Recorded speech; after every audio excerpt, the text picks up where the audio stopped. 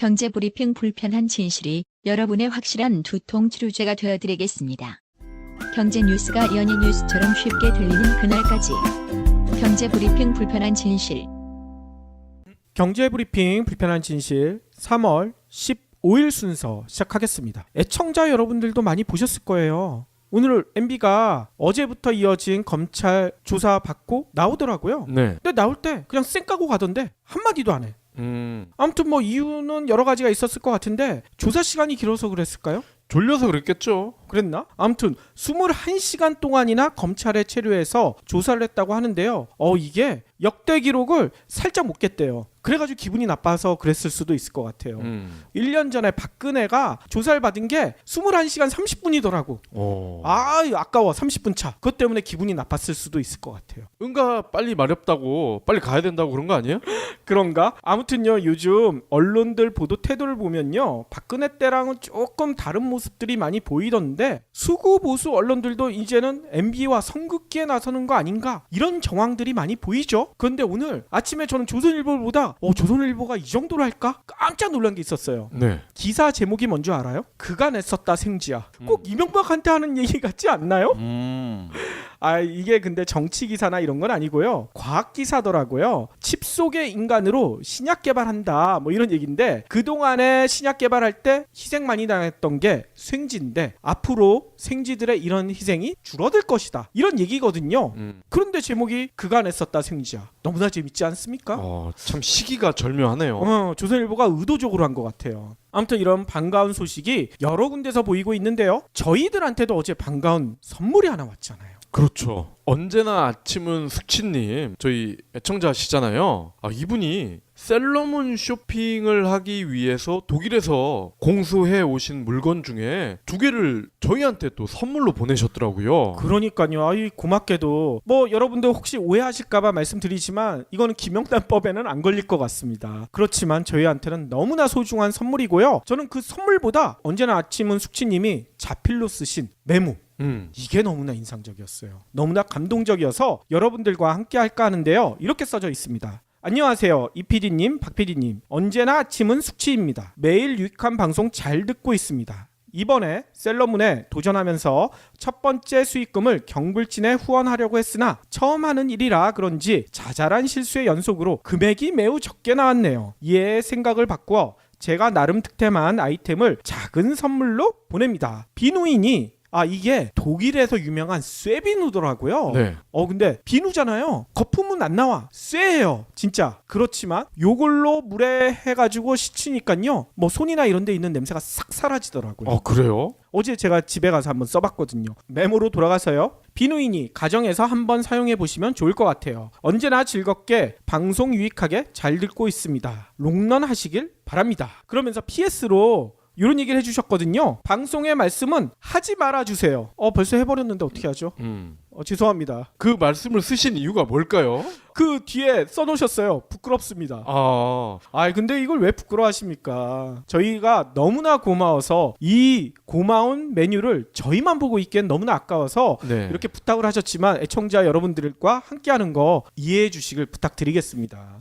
그리고 저는 이 언제나 아침은 수치님께 참 감사드릴 게, 저희가 이제 이렇게 방송을 하면서 뭐 이러이러한 것들이 있습니다 라고 정보를 드리잖아요. 물론 취사 선택을 하실 수가 있는데 숙치님 같은 경우는 굉장히 적극적으로 그 정보를 활용을 하시는 것 같아요. 그러니까요. 셀러문 같은 경우도 사실 해외 출장을 가서 이렇게 쇼핑을 해서 다시 가지고 와서 또 이거를 파는 게 번거로울 수가 있거든요. 그렇죠. 근데 직접 몸소 이렇게 행동을 해주셔서 정말 고맙습니다. 그러니까 노안나 대표님도 이 언제나 아침은 숙취님한테 너무나 감사하다, 이런 얘기를 하시더라고요.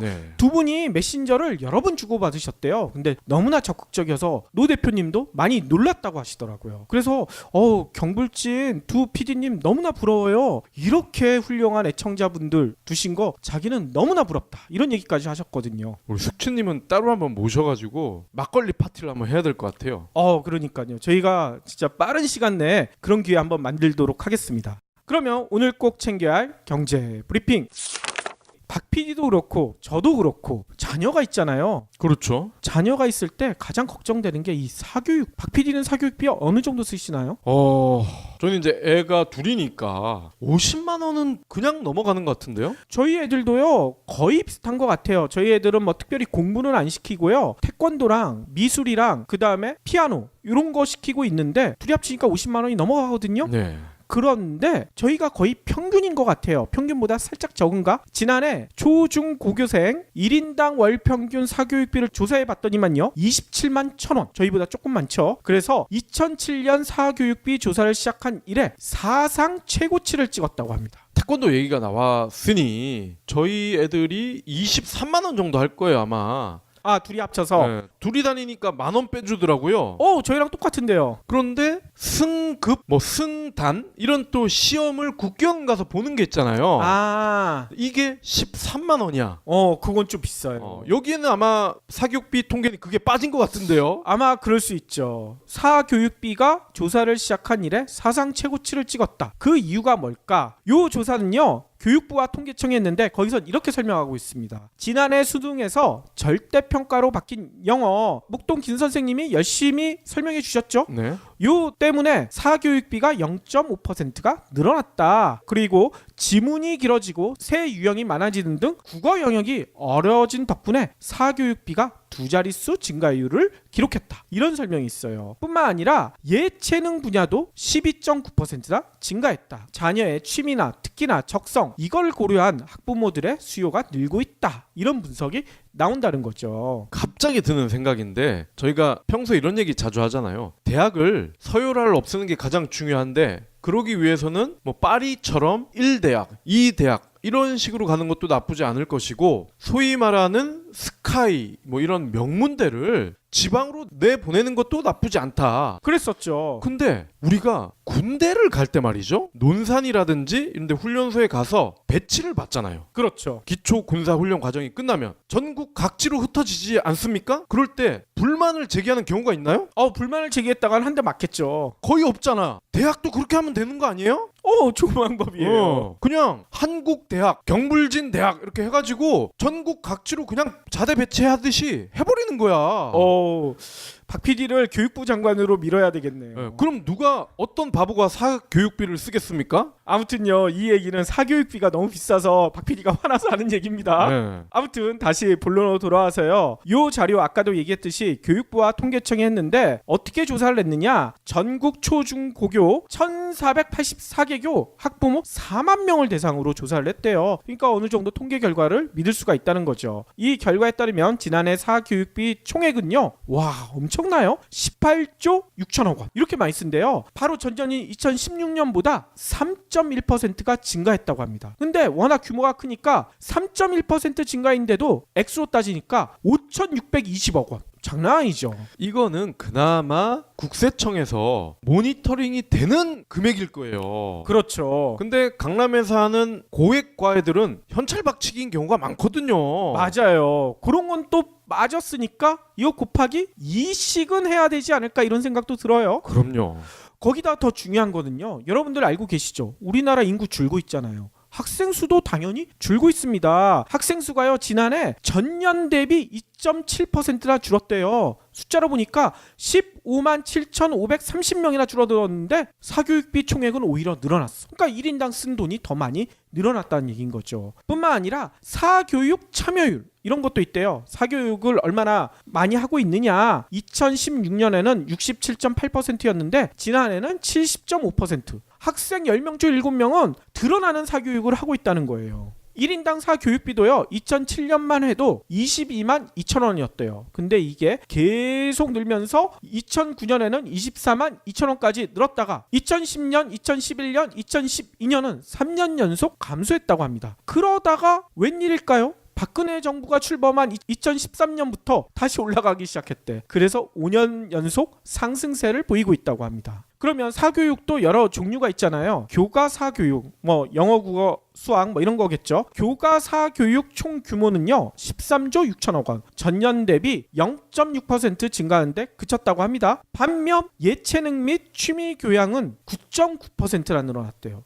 이쪽에 사교육이 많이 집중됐다는 얘기겠죠. 이게 왜 그럴까요? 돌봄 역할을 이들 학원이 하고 있기 때문이거든요. 그럴 수 있어요. 예체능 및 취미교양 사교육비가요 얼마씩 내고 있느냐 이걸 조사해 봤더니 72,000원. 근데 이것밖에 안 내고 이건 될까요? 말이 안 돼요. 그러니까요. 태권도비가 12만 원인데 네. 이 조사를 어떻게 했는지 모르겠지만 교육부와 통계청에서는 1인당 72,000원을 내고 있대요. 근데 이마저도 12.9%가 늘어나서 이 정도라고 합니다. 이건 좀 조사가 좀 이상한 것 같아요. 월 평균 예체능 사교육비도요 2007년 사교육비 조사 이후 증가세를 보이고 있는데 사교육 참여율도 2012년 30.9%였는데 지난해는 요 예체능 및 취미교양 사교육 참여율이 41.1%까지 늘어났다고 합니다. 체육과 미술이 17.0%, 10.3% 가장 많이 늘어났다는 거죠. 교육부는 이렇게 설명하고 있어요. 인공지능 알파고나 오디션 프로그램 등에 관심이 커지면서 교과보다 예체능을 시키려는 학부모들이 늘어나서 이렇게 큰 폭으로 증가한 것 같다. 이렇게 설명을 하고 있습니다. 아 근데 알파고랑 체육이랑 무슨 관계가 있죠? 그러니까요. 알파고 관련돼 가지고 코딩 교육 같은 게 아마 예체능 쪽에 포함되지 않나 이런 생각은 듭니다. 자녀를 두신 분들은 아우 이것보다 우린 더 쓰고 있어요 이렇게 얘기하시는 분들도 계시겠지만 네. 아직 자녀를 안 가지신 분들은 와 이렇게 많이 내고 애를 어떻게 키우지? 이런 걱정 드실 겁니다. 그래서 안 낮춰. 그러니까요. 그렇기 때문에 저희가 꾸준히 주장하고 있는 공교육을 강화해서 이런 사교육이 필요 없는 그런 사회를 만들어야 되는데 그런 면에서는 아까 박 PD 얘기대로 그냥 추첨해서 배치하는 게 네. 가장 좋은 방법일 수도 있어요. 그렇죠. 그러면 사교육이 당연히 없어질 것이고요. 어차피 뺑뺑이로 대학이 바뀌었지 기업도 알기 때문에 대학에 대한 출신에 대한 차별도 없어질 겁니다. 고무줄식 가상금리를 바탕으로 실적 잔치를 이어가고 있는 금융권에 대해서요. 대대적인 예대금리차 점검이 예고됐습니다. 첫 타자가 8%대를 넘어 9%를 향하고 있는 예대마진 작년 사상 최대 수익을 올린 저축은행이네요. 예대 마진이 9%라고요? 그렇습니다. 와, 이거 도둑놈들이네. 금융당국 고위 관계자는요. 저축은행의 예대 금리차가 8%대가 넘는다. 딴 건 몰라도 이건 바로잡을 필요가 있다. 이렇게 지적을 했다는 거죠. 당연하죠. 이 9%면 거의 고리대금이에요. 전날 최종국 금융위원장의 작심 비판과도 궤를 같이 하는 건데요. 최 위원장이 은행들의 가상금리 체계에 대해서 산출 체계가 왜 이렇게 됐는지 합리적 설명이 가능해야 한다. 이렇게 포문을 열었습니다. 동일한 신용등급 차입자에게 적용되는 대출금리가 한 달 사이에도 0.2에서 0.4%포인트씩 차이가 나는 상황을 지적하면서 금리 산출 과정에 대한 은행권의 자율 점검을 요구한 거죠. 합리적 설명이 가능하겠어요? 아우, 당연히 불가능하죠. 지들 꼴리는 대로 하는 건데 금감원은 이 같은 기조를 이어받아 저축은행의 과도한 예대 마진부터 들여다볼 전망입니다. 아니 그러면 실제로 이렇게 9%나 예대 마진 챙기려면 대출금리랑 예금금리 어느 정도 되고 있길래 이렇게 차이가 나는 겁니까? 아마 예상하실 겁니다. 예금금리는 큰 차이가 없을 거예요. 기존 은행과. 하지만 대출금리가요. 11.4%. 우와하. 지금 일반 시중은행의 평균 대출금리가요. 3.5 왔다 갔다 하거든요. 아이고 얘네도 은행이라며. 네. 저축은행인데 오히려 좀 더 잘해줘야 될 것 같은 이름인데 그러니까요. 반면에요. 예금금리는요. 큰 차이가 없네요. 시중은행과 2.4%. 아이고. 그러니까 거의 9%에 육박한다는 거죠. 이는 예금을 받는 다른 금융사와 비교해도요. 찾아보기 힘든 수준인데요. 실제로 신용협동조합의 예대금리차는 2.47. 아이고. 상호금융이 2.16, 새마을금고가 1.87, 예금은행의 예대금리차도요 2.3포인트 정도입니다. 아니 이거는 거의 한 4배, 5배를 더 받아 처먹은 거 아니에요? 저축은행들이. 그래서일까요? 작년 1조 674억 원의 순이익을 냈습니다. 이는 전년보다 2,068억 원, 즉 24%나 늘어난 규모라고 하는데요. 사상 최대 실적, 결국 이자 장사 덕에 가능했다. 이러한 평가가 가능하죠. 그렇겠군요. 이자 이익이 6,169억 원이 늘었는데 이자 이익이 아닌 부분에서 나온 이익은 오히려 마이너스 1237억 원입니다. 이하하. 그러니까 저축은행은 후려치기 예대금리 장사가 아니면 망해도 벌써 망했다, 이러한 결론이 나오는 거죠. 앞으로 저축은행은 쳐다보지도 말아야 되겠네요. 원래도 안 봤는데. 그러니까요. 아니 배구에 저축은행 구단이 하나 있지 않나요? 그래서 그런지 OK저축은행이 올해는 꼴찌를 한 것 같아요. 아하. 미안했나 봐. 박 PD는 SNS 어떤 거 주로 쓰시나요?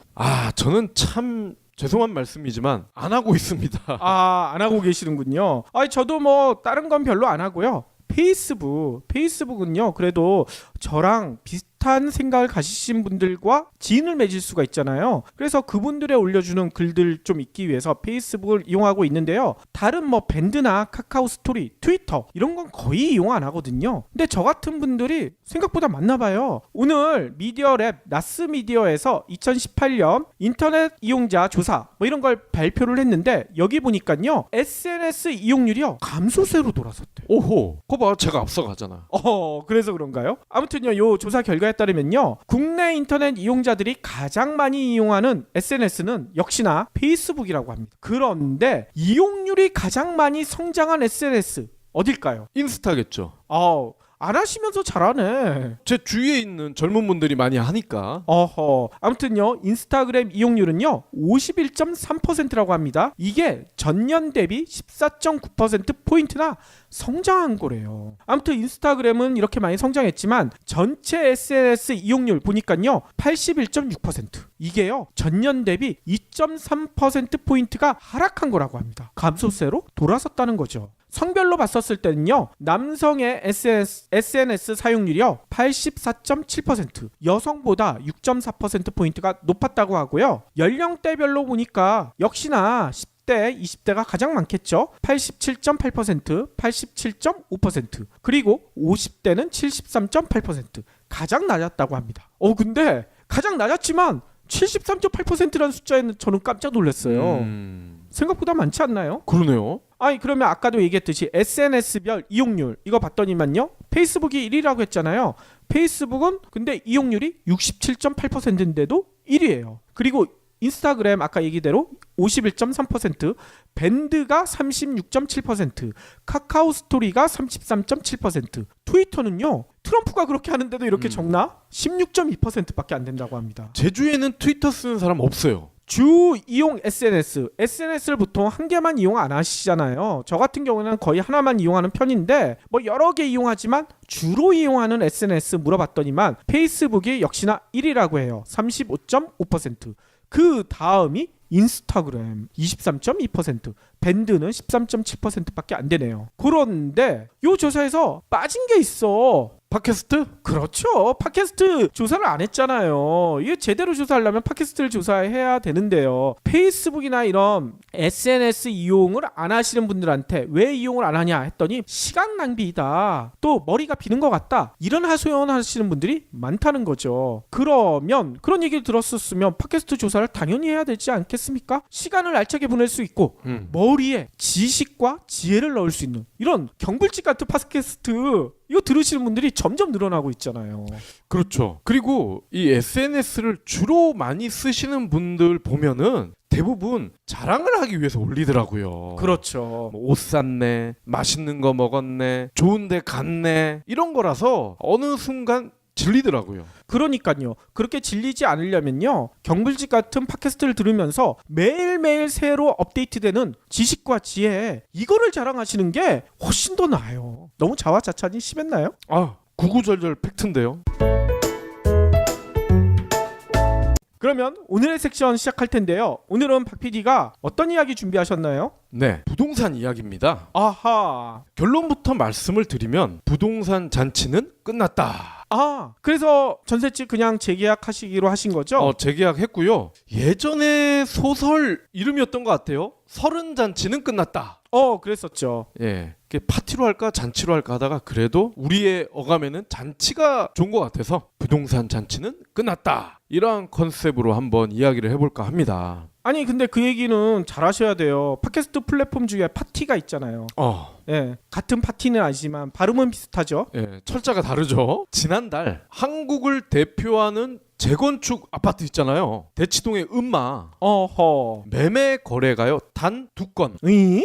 그리고 또 다른 대표 단지죠. 송파 잠실의 주공 5단지. 여기는 빵. 아하. 지난달 음마 거래된 물건이 전용 93제곱미터와 105제곱미터 두 건이 답니다. 93짜리의 경우에 작년 말부터 꾸준히 상승세를 탄 뒤 올 초에는요 16억까지 올랐대요. 어유, 그렇게 많이 올랐어요? 그런데 지난달 4천만 원이 빠져서 15억 중반대에 거래가 됐고요. 올 초에 18억을 찍었던 105제곱미터는요 1억 원 넘게 빠져서 현재 16억 6천만 원에 팔렸다고 하네요. 그렇군요. 지난 연말 최고가를 찍은 잠실주공 5단지는 한 건도 거래되지가 않았잖아요. 겨울철 비수기에도 매달 여기가 10건 이상이 거래됐던 지역이란 말이야.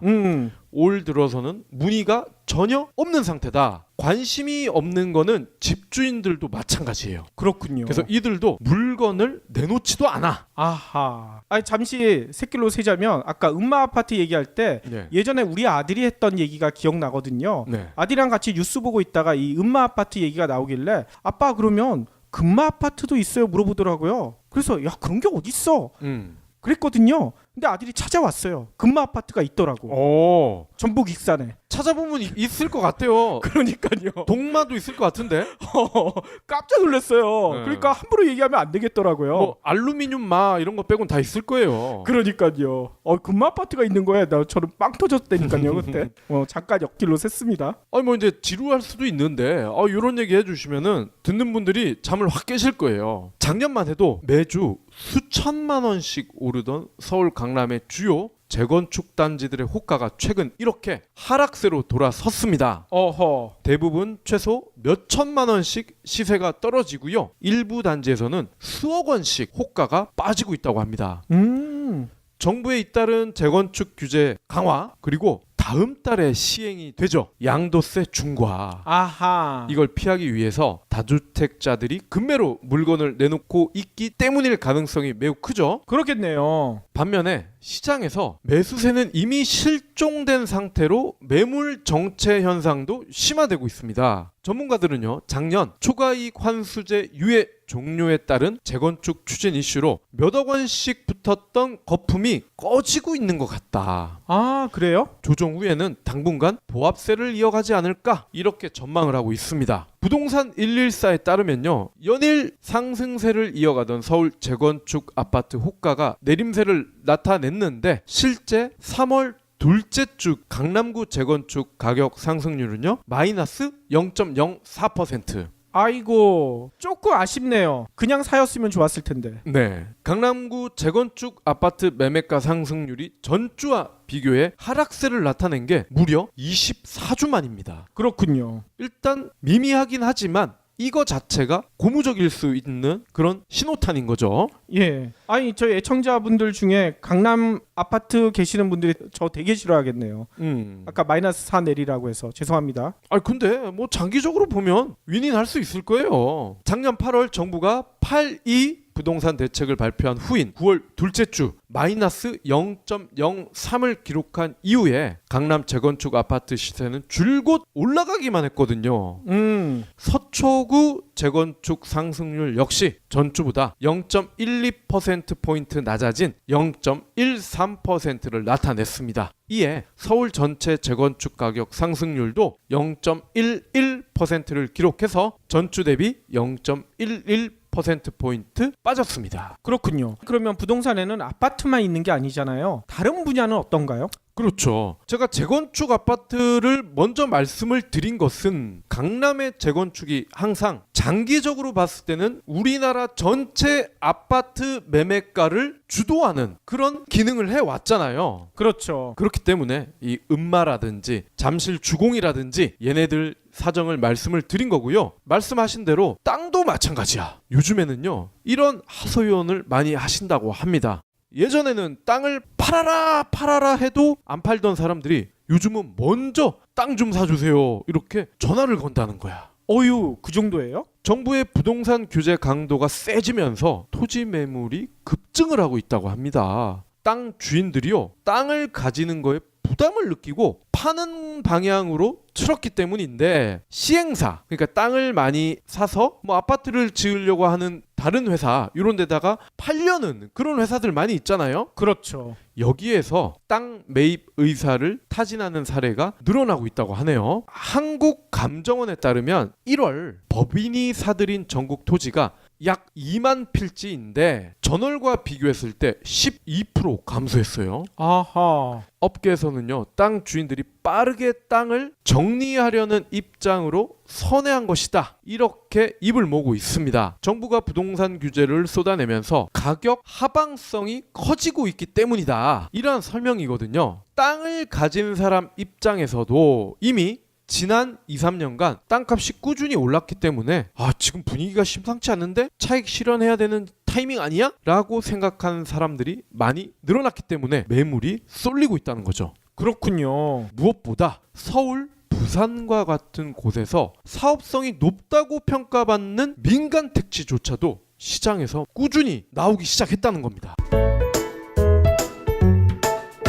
한마디로 알짜배기 땅들도 매물로 나오고 있다, 이 얘기군요. 그렇습니다. 팔라고 해도 안 팔았던 땅 주인들이 왜 갑자기 총 맞은 것처럼 땅을 먼저 사라고 이렇게 호들갑이 된 걸까요? 그 이유를 설명해 주셔야죠.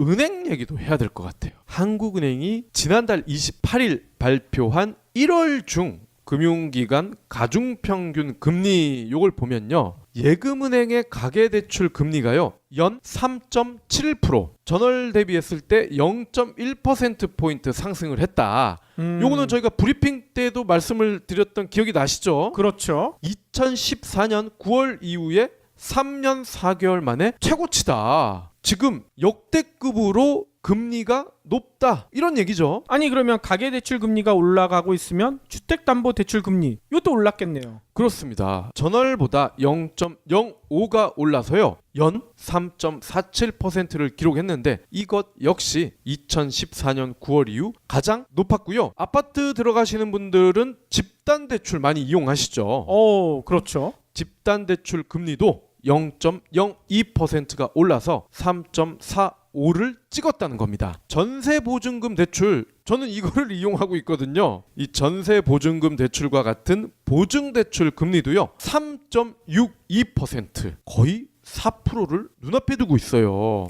아니 이렇게 대출 금리가 올라가면 예금 금리도 올라야 되는데 아까도 저희가 예대 마진 얘기했던 것처럼 예금 금리는 많이 안 올랐을 것 같아요. 맞습니다. 오히려 기준금리는 올랐는데 예금 금리는 떨어지고 있어. 아이고. 신기하죠? 저축성 수신금리가요 1.8%로 전월보다 0.01% 떨어졌고요. 작년 9월부터 석 달 연속 오르다가 이번에는 하락을 한 거예요. 총 수신금리, 총 대출금리 차를 나타내는 예대마진 0.02%가 오른 2.32%인데 2014년 11월 이후 3년 2개월 만에 가장 컸습니다. 방금 브리핑 때 말씀드렸죠? 저축은행의 예대금리 차는 9%에 육박을 한다. 아하. 예대금리가 커지고 있다. 대출금리는 역대급이다. 이게 무슨 얘기일까요? 경제 불확실성이 단기간에 해소되기가 어렵기 때문에 은행들, 대한민국에 있는 아주 능력 없는 이러한 다수의 은행들은 지금과 같은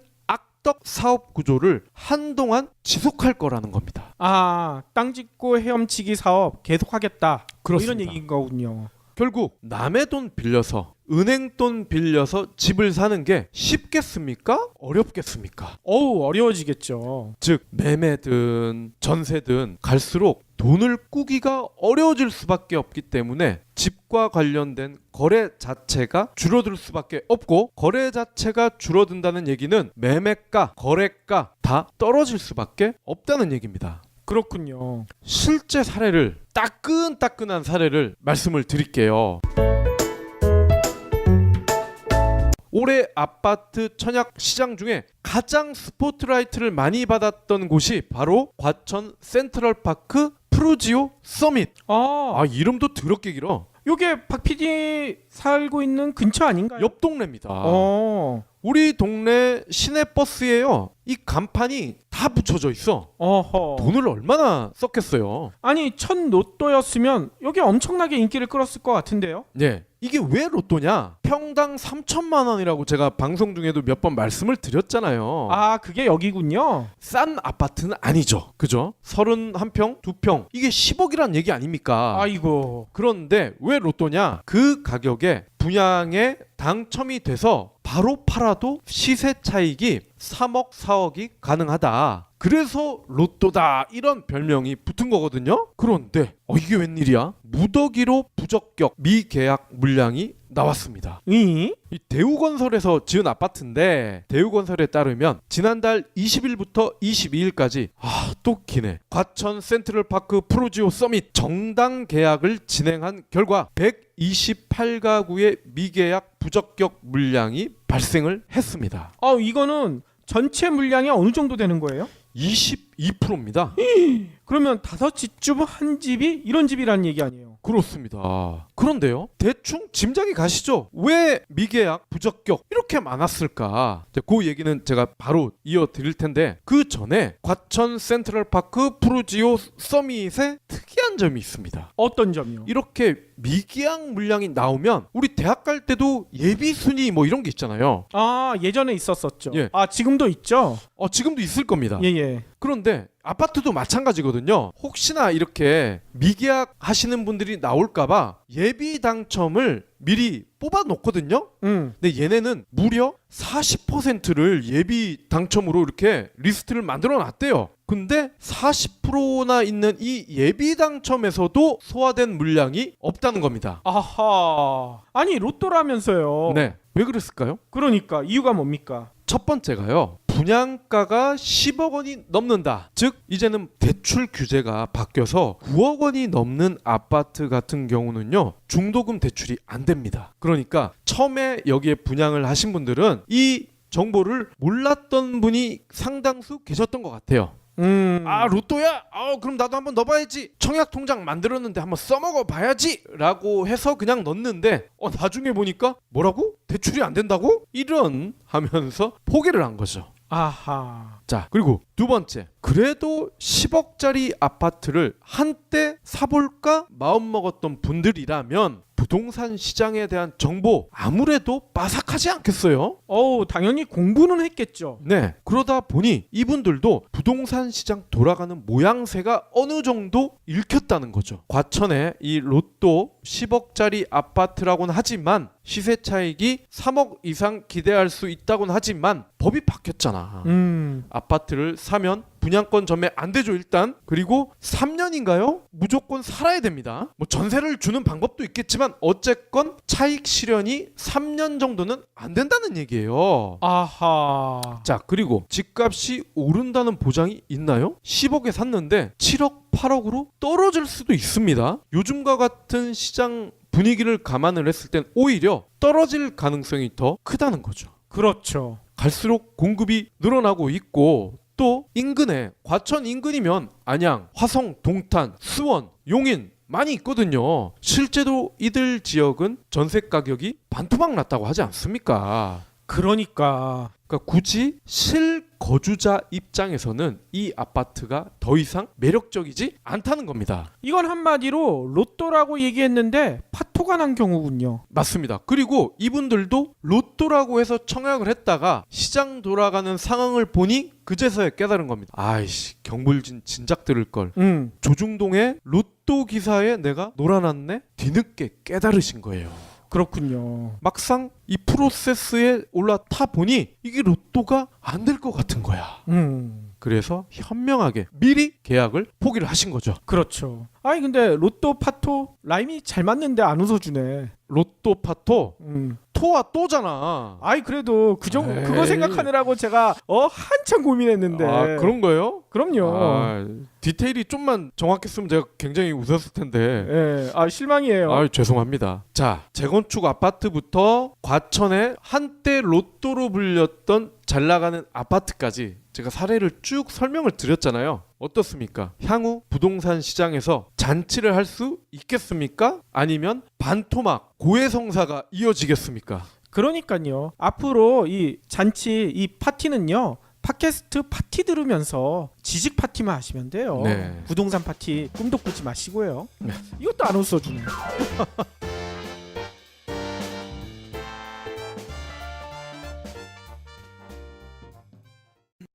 경제 브리핑 불편한 진실이 여러분의 확실한 두통 치료제가 되어드리겠습니다. 경제 뉴스가 연예 뉴스처럼 쉽게 들리는 그날까지 경제 브리핑 불편한 진실. 경제 브리핑 불편한 진실 3월 15일 순서 시작하겠습니다. 애청자 여러분들도 많이 보셨을 거예요. 오늘 MB가 어제부터 이어진 검찰 조사 받고 나오더라고요. 네. 근데 나올 때 그냥 쌩 까고 가던데 한마디도 안 해. 아무튼 뭐 이유는 여러 가지가 있었을 것 같은데 조사 시간이 길어서 그랬을까요? 졸려서 그랬겠죠. 그랬나? 아무튼 21시간 동안이나 검찰에 체류해서 조사를 했다고 하는데요. 이게 역대 기록을 살짝 못 깼대요. 그래가지고 기분이 나빠서 그랬을 수도 있을 것 같아요. 1년 전에 박근혜가 조사를 받은 게 21시간 30분이더라고. 아까워 30분 차. 그것 때문에 기분이 나빴을 수도 있을 것 같아요. 응가 빨리 마렵다고 빨리 가야 된다고 그런 거 아니에요? 그런가? 아무튼요, 요즘 언론들 보도 태도를 보면요, 박근혜 때랑은 조금 다른 모습들이 많이 보이던데 수구 보수 언론들도 이제는 MB와 선긋기에 나서는 거 아닌가, 이런 정황들이 많이 보이죠. 그런데 오늘 아침에 저는 조선일보를 보다 조선일보가 이 정도로 할까? 깜짝 놀란 게 있었어요. 네. 기사 제목이 뭔지 알아요? 그가 냈었다 생지야. 꼭 이명박한테 하는 얘기 같지 않나요? 이게 근데 정치 기사나 이런 건 아니고요, 과학 기사더라고요. 칩 속의 인간으로 신약 개발한다, 뭐 이런 얘기인데, 그동안에 신약 개발할 때 희생 많이 당했던 게 생지인데 앞으로 생지들의 이런 희생이 줄어들 것이다, 이런 얘기거든요. 그런데 제목이 그가 냈었다 생지야. 너무나 재밌지 않습니까? 참 시기가 절묘하네요. 조선일보가 의도적으로 한 것 같아요. 아무튼 이런 반가운 소식이 여러 군데서 보이고 있는데요, 저희들한테도 어제 반가운 선물이 하나 왔잖아요. 그렇죠. 언제나 아침은 숙취님, 저희 애청자시잖아요. 이분이 셀러문 쇼핑을 하기 위해서 독일에서 공수해 오신 물건 중에 2개를 저희한테 또 선물로 보내셨더라고요. 그러니까요. 고맙게도 뭐 여러분들 혹시 오해하실까봐 말씀드리지만 이거는 김영란법에는 안 걸릴 것 같습니다. 그렇지만 저희한테는 너무나 소중한 선물이고요. 저는 그 선물보다 언제나 아침은 숙취님이 자필로 쓰신 메모, 이게 너무나 인상적이었어요. 너무나 감동적이어서 여러분들과 함께 할까 하는데요, 이렇게 써져 있습니다. 안녕하세요. 이PD님, 박PD님. 언제나 아침은 숙취입니다. 매일 유익한 방송 잘 듣고 있습니다. 이번에 셀러문에 도전하면서 첫 번째 수익금을 경불진에 후원하려고 했으나 처음 하는 일이라 그런지 자잘한 실수의 연속으로 금액이 매우 작으니까 5,620억 원. 장난 아니죠. 이거는 그나마 국세청에서 모니터링이 되는 금액일 거예요. 그렇죠. 근데 강남에서 하는 고액 과외들은 현찰 박치기인 경우가 많거든요. 맞아요. 그런 건 또 맞았으니까 이거 곱하기 2씩은 해야 되지 않을까, 이런 생각도 들어요. 그럼요. 거기다 더 중요한 거는요, 여러분들 알고 계시죠? 우리나라 인구 줄고 있잖아요. 학생 수도 당연히 줄고 있습니다. 학생 수가요, 지난해 전년 대비 2.7%나 줄었대요. 숫자로 보니까 15만 7,530명이나 줄어들었는데 사교육비 총액은 오히려 늘어났어. 그러니까 1인당 쓴 돈이 더 많이 늘어났다는 얘기인 거죠. 뿐만 아니라 사교육 참여율, 이런 것도 있대요. 사교육을 얼마나 많이 하고 있느냐. 2016년에는 67.8%였는데 지난해는 70.5%. 학생 10명 중 7명은 드러나는 사교육을 하고 있다는 거예요. 1인당 사교육비도요, 2007년만 해도 22만 2천 원이었대요. 근데 이게 계속 늘면서 2009년에는 24만 2천 원까지 늘었다가 2010년, 2011년, 2012년은 3년 연속 감소했다고 합니다. 그러다가 웬일일까요? 박근혜 정부가 출범한 2013년부터 다시 올라가기 시작했대. 그래서 5년 연속 상승세를 보이고 있다고 합니다. 그러면 사교육도 여러 종류가 있잖아요. 교과 사교육, 뭐 영어, 국어, 수학 뭐 이런 거겠죠. 교과 사교육 총 규모는요 13조 6천억 원, 전년 대비 0.6% 증가하는데 그쳤다고 합니다. 반면 예체능 및 취미 교양은 9.9%나 늘어났대요. 이쪽에 사교육이 많이 집중됐다는 얘기겠죠. 이게 왜 그럴까요? 돌봄 역할을 이들 학원이 하고 있기 때문이거든요. 그럴 수 있어요. 예체능 및 취미 교양 사교육비가요 얼마씩 내고 있느냐 이걸 조사해 봤더니 72,000원. 근데 이것밖에 안 내고 이건 될까요? 말이 안 돼요. 그러니까요. 태권도비가 12만 원인데. 네, 이 조사를 어떻게 했는지 모르겠지만 교육부와 통계청에서는 1인당 72,000원을 내고 있대요. 근데 이마저도 12.9%가 늘어나서 이 정도라고 합니다. 이건 좀 조사가 좀 이상한 것 같아요. 월 평균 예체능 사교육비도요 2007년 사교육비 조사 이후 증가세를 보이고 있는데 사교육 참여율도 2012년 30.9%였는데 지난해는 요 예체능 및 취미교양 사교육 참여율이 41.1%까지 늘어났다고 합니다. 체육과 미술이 17.0%, 10.3% 가장 많이 늘어났다는 거죠. 교육부는 이렇게 설명하고 있어요. 인공지능 알파고나 오디션 프로그램 등에 관심이 커지면서 교과보다 예체능을 시키려는 학부모들이 늘어나서 이렇게 큰 폭으로 증가한 것 같다. 이렇게 설명을 하고 있습니다. 아 근데 알파고랑 체육이랑 무슨 관계가 있죠?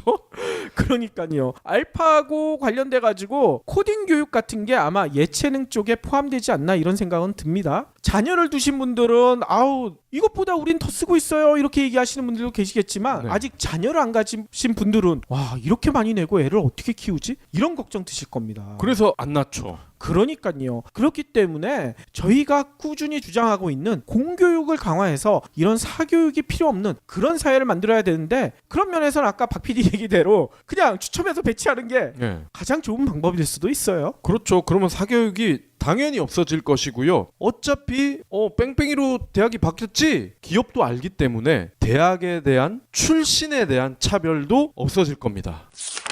고무줄식 가상금리를 바탕으로 실적 잔치를 이어가고 있는 금융권에 대해서요. 대대적인 예대금리차 점검이 예고됐습니다. 첫 타자가 8%대를 넘어 9%를 향하고 있는 예대마진 작년 사상 최대 수익을 올린 저축은행이네요. 예대 마진이 9%라고요? 그렇습니다. 와, 이거 도둑놈들이네. 금융당국 고위 관계자는요. 저축은행의 예대 금리차가 8%대가 넘는다. 딴 건 몰라도 이건 바로잡을 필요가 있다. 이렇게 지적을 했다는 거죠.